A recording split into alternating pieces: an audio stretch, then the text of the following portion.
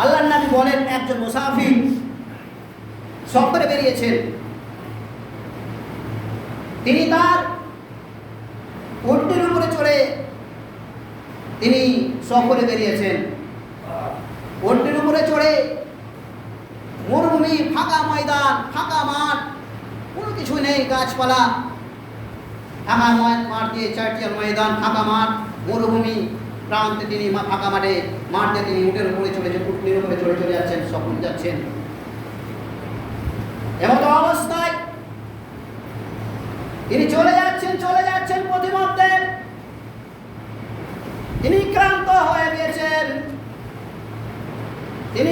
হয়ে গিয়েছেন বিশ্রাম নেওয়ার জন্য, আরাম নেওয়ার জন্য একটি গাছের নিচে নেমে পড়লেন। গাছের নিচে নেমে যাওয়ার পর সেই গাছের সঙ্গে উটটিকে বেঁধে দিলেন। বেঁধে দেওয়ার পরে তিনি সেই গাছের নিচে শুয়ে পড়লেন, ঘুমিয়ে গেলেন, বিশ্রাম নেওয়ার জন্য ঘুমিয়ে গেলেন। ঘুম পড়ার পরে ঘুম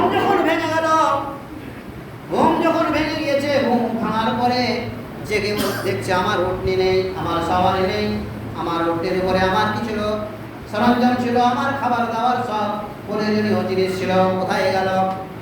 আমি তো না খেয়ে মরে যাব, আমি আর বাঁচতে পারবো না। সে হয়রান হয়ে গেল।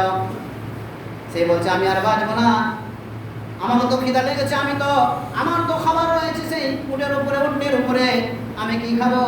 এ বলে সেই উটকে খোঁজার জন্য উটের সন্ধানে তিনি যেতে আরম্ভ করলেন। মরুভূমি, সে মাঠ দিয়ে সে ফাঁকা ময়দান দিয়ে মাঠ দিয়ে হেঁটে যাচ্ছেন, মরুভূমি পার হয়ে যাচ্ছেন। কিনার উটকে খোঁজার জন্য, কিনার উটের সন্ধানের জন্য তিনি খুঁজে বেড়াচ্ছেন।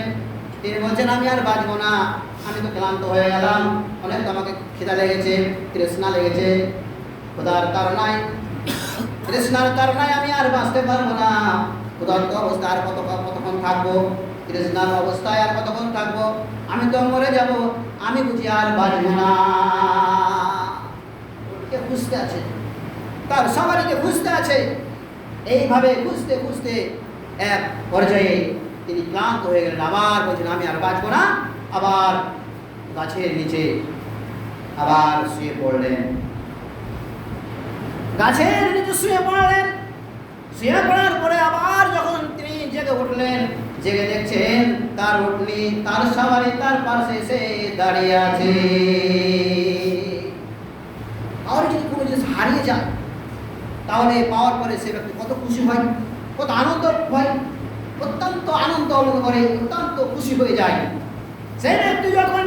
সেই মুসাফির ব্যক্তি যখন তার উটনি খুঁজে পেল, সওয়ারি খুঁজে পেল, এত খুশি হলো, এত আনন্দ হওয়ার কারণে, খুশি হয়ে যাওয়ার কারণে তিনি পাগল হয়ে গেছেন। আর আমার হারানো জিনিস আমি পেয়ে গিয়েছি, আমার সেই সওয়ারি আমি পেয়ে গিয়েছি, আমার উটনি আমি পেয়ে গিয়েছি।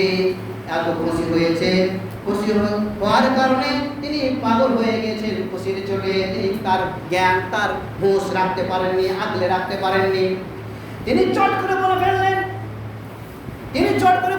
আল্লাহ তুমি হচ্ছে আমার গোলাম আর আমি হচ্ছি তোমার রব।